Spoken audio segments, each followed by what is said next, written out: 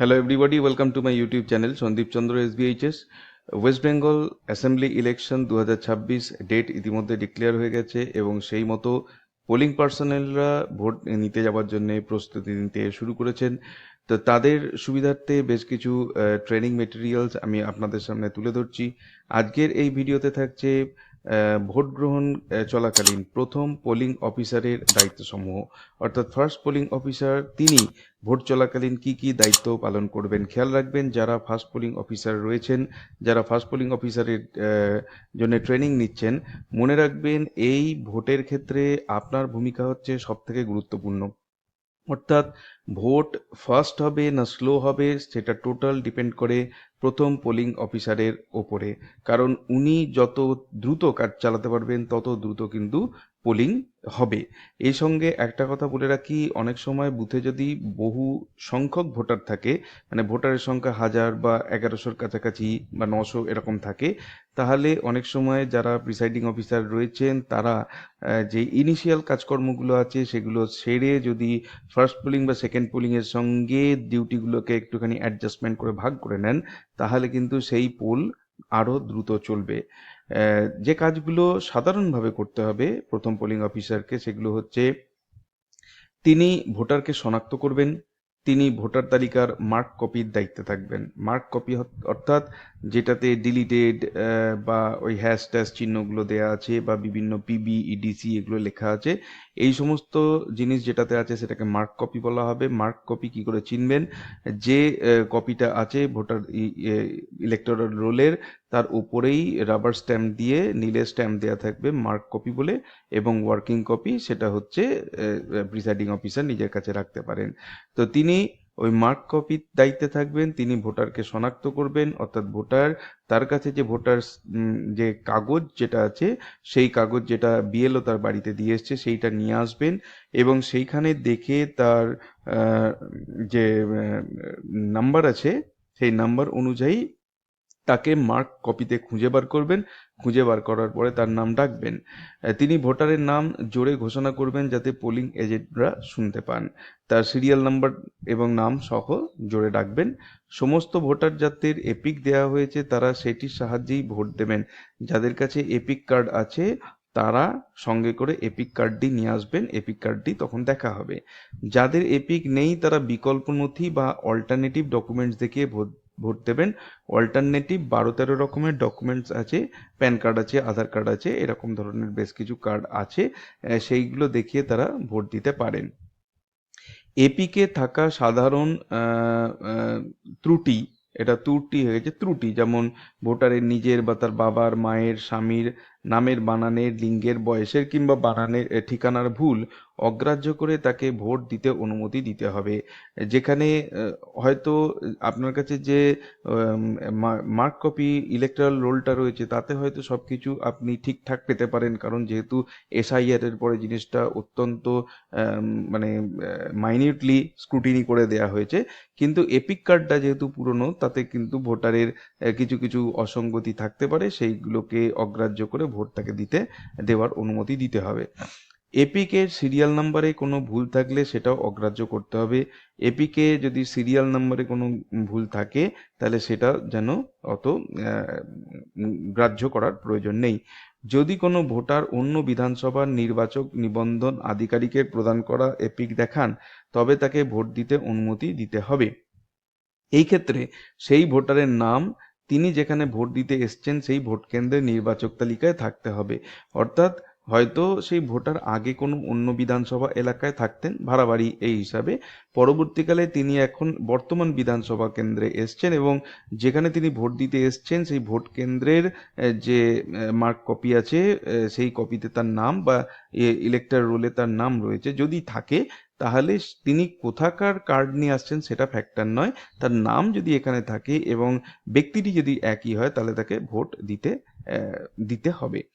Epic ছাড়াও বিকল্প পরিচয়পত্রের অনুমোদন, এপিক কার্ড ছাড়া অন্যান্য যে যে পরিচয়পত্রগুলো আপনারা কনসিডার করতে পারেন তার মধ্যে আছে পাসপোর্ট, ড্রাইভিং লাইসেন্স, কেন্দ্র বা রাজ্য সরকারের রাষ্ট্রায়ত্ত সংস্থা, পাবলিক লিমিটেড কোম্পানি কর্তৃক তার কর্মচারীকে প্রদত্ত সচিত্র পরিচয়পত্র, ব্যাংক কিংবা পোস্ট অফিসের পাসবই, ছবি সহ pan card, registrar general of India কর্তৃক প্রদত্ত জাতীয় জনসংখ্যা পঞ্জির অন্তর্গত স্মার্ট কার্ড, 100 দিনের কাজের প্রকল্পের অন্তর্গত জব কার্ড, শ্রম মন্ত্রকের অন্তর্গত হেলথ ইন্স্যুরেন্স স্মার্ট কার্ড, পেনশনের নথি ছবি সহ সাংসদ বিধায়কদের প্রদত্ত সরকারি পরিচয়পত্র, Aadhaar card, unique disability identity card UDID, ministry of social justice and empowerment government of India, তবে বেশিরভাগ জনাই এপিক কার্ড নিয়ে আসবে।